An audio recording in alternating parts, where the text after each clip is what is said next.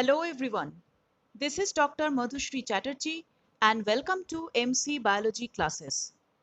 Today I am going to start the second chapter of class 12 biology and it is sexual reproduction in flowering plants. So let's start with the word flowering plant. A typical flowering plant can be divided into root system and shoot system. Root system, as you have studied in class 11, is typically underground and consists of main root and its branches. The main thick root is primary root. It bears many lateral branches or secondary roots. Shoot system constitute the aerial epiterranean parts of plants lying above the soil. The main axis with branches, leaves, flower and fruits is collectively called shoot system. Now let me discuss few important facts about flower, a fascinating organ of angiosperms. Although flowers are objects of aesthetic and ornamental, social, religious and cultural value, to a biologist, it is a morphological and embryological marvel, as it is the seat of sexual reproduction in angiosperms. It is a shoot that has been specially modified for reproduction. Now, the stalk of flower is known as pedicel, which exposes the flower in favorable position for pollination, and the flower is called pedicellate flower. If the pedicel is absent, the flower is sessile. Sometimes there is very short pedicel present in the flower, and such flower is described as subsessile. Now the pedicel has upper swollen part which is known as receptacle or thalamus. It is also called the axis of flower. The axis contains four holes, that is sepal or calyx, petal or corolla, stamen or androecium and carpel or gynoecium. Sepals are green and petals are brightly colored. And these two are non-essential parts of a flower because they are sterile. Stamen and carpel are essential, yes, because they are the fertile parts of flower. And smallest flower is of Ulphia microscopia and largest flower is of Rafflesia. Now my first question to the viewers, can you give example of a flower where both the essential holes are absent? If you know the answer, write in the comment section below this video. Now here a diagrammatic representation of a flower has been shown for your clear understanding. Four different floral holes have been shown along with pedicel and receptacle. The structural parts of stamen and carpel are also present here. We will learn these parts in detail in this lecture itself. So please watch this video till the end. Now let us discuss the steps of sexual reproduction. There are basically 5 steps: sporogenesis, gametogenesis, pollination, fertilization and embryogeny. Sporogenesis. What is that? As the name implies, it is the process of spore formation. Now, sporogenesis can be of two types. One is microsporogenesis, that is formation of microspore or pollen grain, and megasporogenesis, that is development of megaspore. Now, both these processes involve sporic meiosis. Okay, this is very important. Now, another question for my viewers. Do you know how many kinds of meiosis are there? If you know the answer, write in the comment section below. Okay, and microsporogenesis occurs inside pollen sacs of anther, while megasporogenesis occurs inside nucellus of ovule. Now, stamen or microsporophyll is the male sex organ. Stamen consists of 3 parts. Here the diagram has been shown for your easy understanding. First, it contains anther, which is a terminal bilobed structure, then filament, which is long slender stalk, and connective that connects the two lobes. Okay. Now remember, anther or male sporophyll is the fertile part, whereas connective is the sterile part. This point of difference is very important for your exam. Here, a typical stamen and three-dimensional cut section of an anther has been shown in detail. Okay, please have a look. Now, anther is bilobed. Each lobe consists of two theca. Theca means cell. Therefore, anther is dithecous, and anther has two lobes, and each lobe has two long cylindrical pollen sacs. Okay, the pollen sacs are also known as microsporangia, and remember they are placed longitudinally. Therefore, a dithecous anther is tetrasporangiate. Please remember this statement as it is. Okay, but yes, some exceptions are also there. Like in Malvaceae family, monothecous and bisporangiate anthers are found, whereas in Arceuthobium, monosporangiate anthers are found. These 2 points are very important for NEET. Now again, I am asking a question. Can you give example of a member of Malvaceae family? If you know the answer, write in the comment section below. Now, let us discuss the structure of a microsporangium, that is a pollen sac. Now, a pollen sac is circular in outline. It is surrounded by 4 layers. The outer layer is called epidermis. Below epidermis is endothecium or a fibrous layer. Below endothecium, 1 to 3 middle layers of parenchyma cells are present, and the innermost layer is known as tapetum. The outer 3 layers perform the function of protection and help in dehiscence of anther to release pollen, whereas the innermost layer, that is tapetum, nourishes the developing pollen grain. Transverse section of an young anther has been shown in detail here. You can easily locate the epidermis, then endothecium, middle layer, tapetum, etc. Okay, you can find this diagram in your NCERT textbook itself. Now let me tell you few facts about tapetum. Tapetum is very important for your NEET exam. See, tapetum encloses sporogenous diploid cell, which on division form pollen mother cell, PMC in abbreviation, or microspore mother cell, MMC. Now these PMC or MMC are diploid, 2N. They undergo sporic meiosis to produce a tetrad of 4 haploid pollen grains or microspores. Remember, the pollen grains or microspores are surrounded by a common callose layer. Can anyone tell me what is the composition of callose? Yes, if you know the answer, write in the comment section. Then tapetum is multinucleate and may have large polyploid nucleus, more DNA, and dense cytoplasm. Now, tapetal cells provide nourishment to young microspore mother cells. I have already mentioned. It does so either by forming plasmodium, that is amoeboid or invasive type, or through diffusion, glandular, parietal, or secretory type. Here comes a very important point for NEET exam, that is Ubish granule. What is that?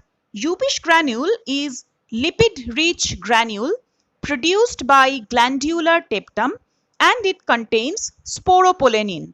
Remember, the granules have been named after the discoverer, a famous botanist Ubish. Okay, so tapetum is absorptive, secretory, and nutritive. You need to memorize this statement as it is. Okay. Here, the microsporogenesis process has been shown stepwise. It's very easy to remember. Okay, let me tell you. It starts with the microspore mother cell. I have already mentioned it is diploid, that is 2N. It will undergo meiosis and produce microspore tetrad, that is 4 haploid cell, which have the ploidy, yes, N. And microspores mature, dehydrate and separate. So each one is a potential pollen. Remember, the ploidy of pollen is very important. It is, yes, it is haploid, N.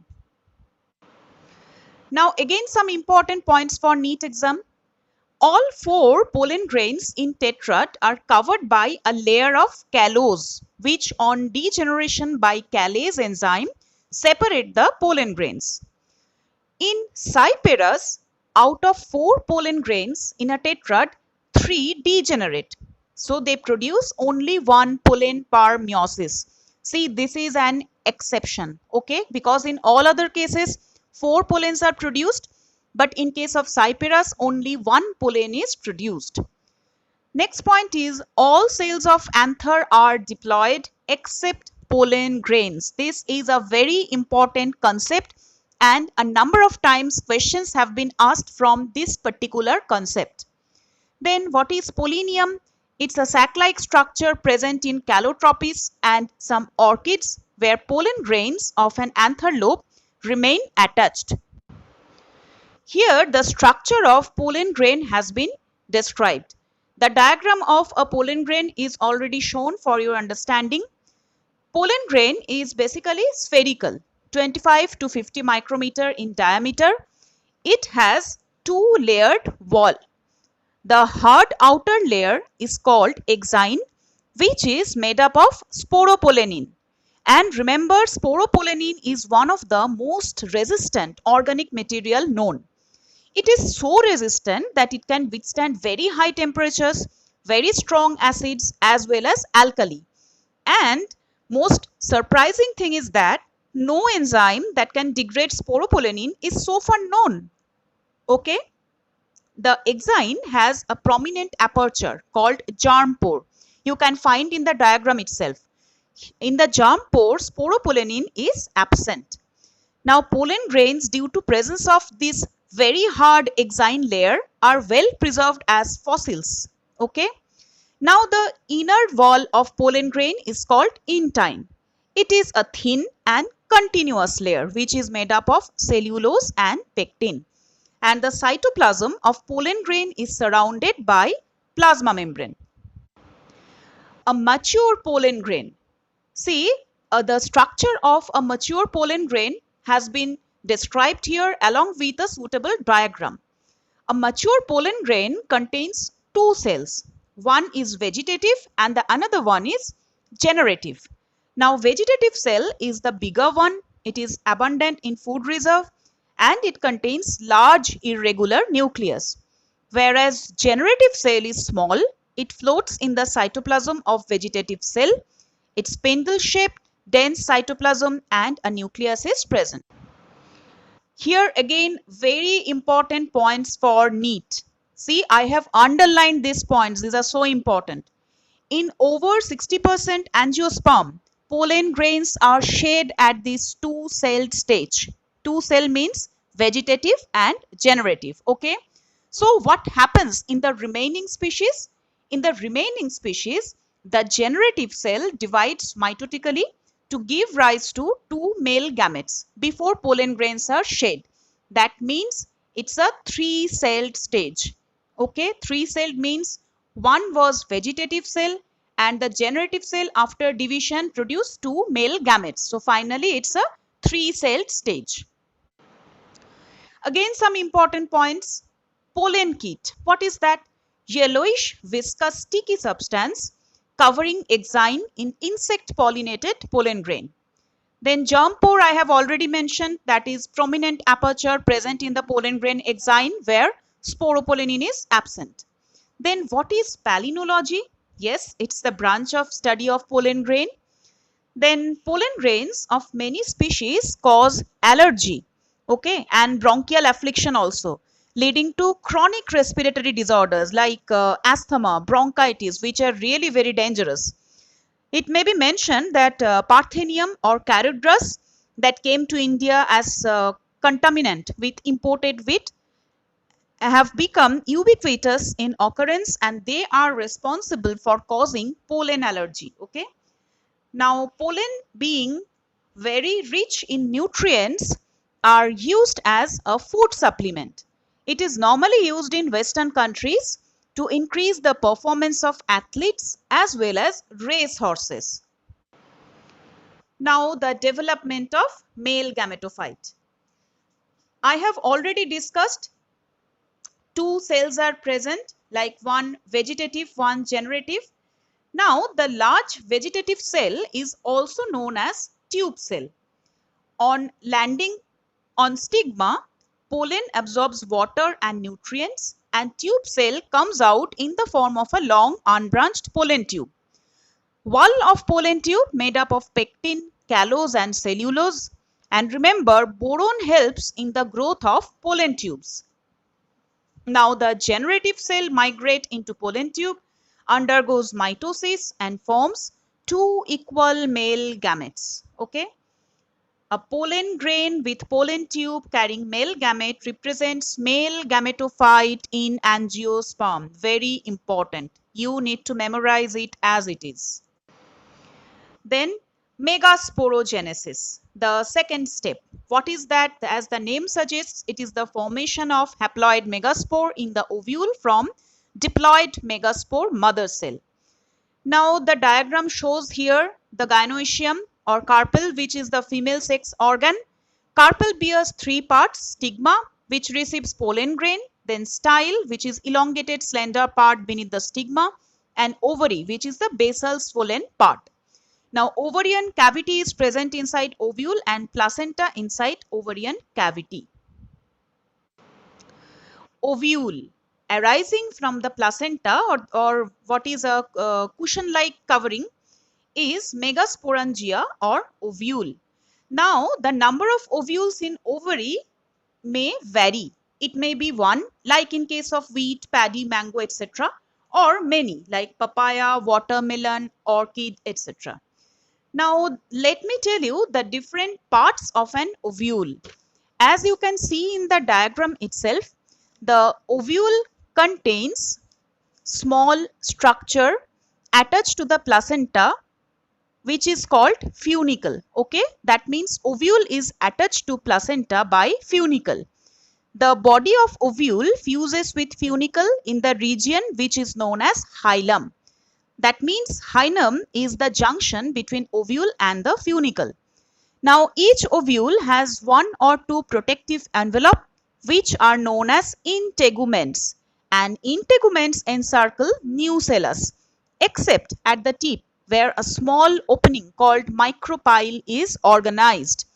And just opposite to the micropylar end there is presence of chalaza, which represents the basal part of ovule. So these are the parts of an ovule. Now let me discuss the forms of ovule. Basically, depending on the orientation of the ovule body and micropyle position in relation to funicle, ovules are classified into 6 types. First is orthotropous or atropous. It is called erect or straight ovule because the funicle, hilum, chalaza and micropyle lie in the same vertical line. You can see from the diagram. Okay. It is the most primitive type of ovule and it is found in Piper, Cycas, Pinus, Polygonum, etc. Then the second one is anatropous or inverted ovule. Remember, this is the most common type. Here, the body of ovule is inverted at 180 degree. Hilum and micropyle are nearby with chalaza on the opposite side, and it is found in Solanaceae family. The third one is hemitropous or transverse ovule. Now, it is intermediate between ortho and anatropous type. The body of ovule is transverse, lying at right angle to funicle. Micropyle and chalaza lie in the transverse line. As for example, it is found in some crucifer. The fourth one is campylotropous. Here, the body of ovule is curved, more or less at a right angle to funicle, but the embryo sac is straight. This is very important. body is curved, but the embryo sac within is straight. Here hilum, chalaza and micropyle come nearby. It is found in some legumes and brassica. The fifth one is Amphitropus. And Amphitropus has a very subtle difference with Campylotropus. What happens in Amphitropus is both the body of ovule and the embryo sac are curved. In the previous case, we found that the body of ovule was curved only, but the embryo sac was straight. But in Amphitropus, both are curved and it looks like horseshoe. Here, micropyle, funicle and chalaza come near to one another.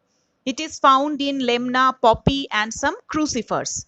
And the last one is Sarcinotropus. It is a very rare type because here the funicle is very large, as you can see from the diagram itself, and coiled around the ovule by more than 360 degree. And here the micropyle faces upward and it is found in Opuntia. Now let us start with the process of megasporogenesis. That is the second stage of this whole sexual reproduction.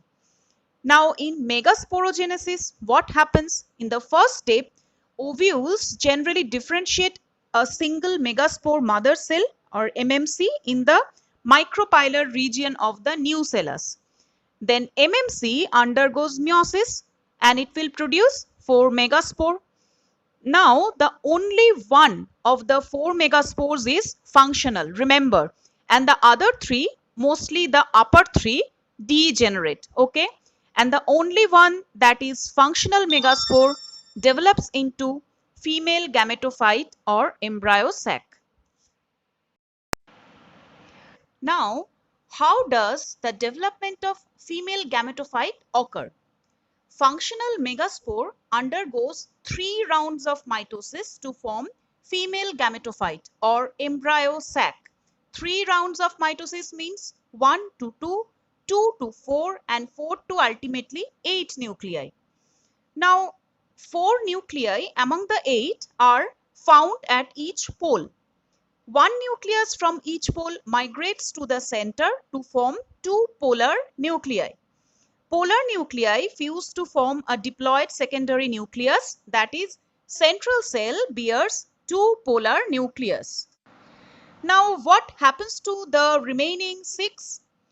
3 of the 6 at the chalazal end of embryo sac form antipodal cell and the remaining 3 nuclei together constitute egg apparatus.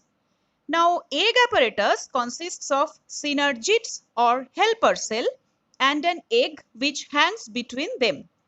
Synergids bear special cellular thickening at micropylar tip called filiform apparatus. Now, what is the role of filiform apparatus? It guides pollen tubes into synergids. Now, egg cells on fertilization form zygote. Synergids and antipodal cells dissociate. So, a typical angiosperm embryo sac at maturity is 8 nucleate but 7 celled. Remember, this is a very important concept. Now here diagrammatic representation of mature embryo sac has been made. You can easily find the chalazal end where 3 antipodal nuclei are found, then 2 polar nuclei, and then synergid, filiform apparatus, egg cell, everything is shown in the diagram. Now I think it is clear to all of you. So thank you so much for watching, and if you have any query regarding anything, please ask in the comment section. You can send me email. My email ID will be also given in the description. If you find this video helpful, don't forget to like it. Okay, thank you so much.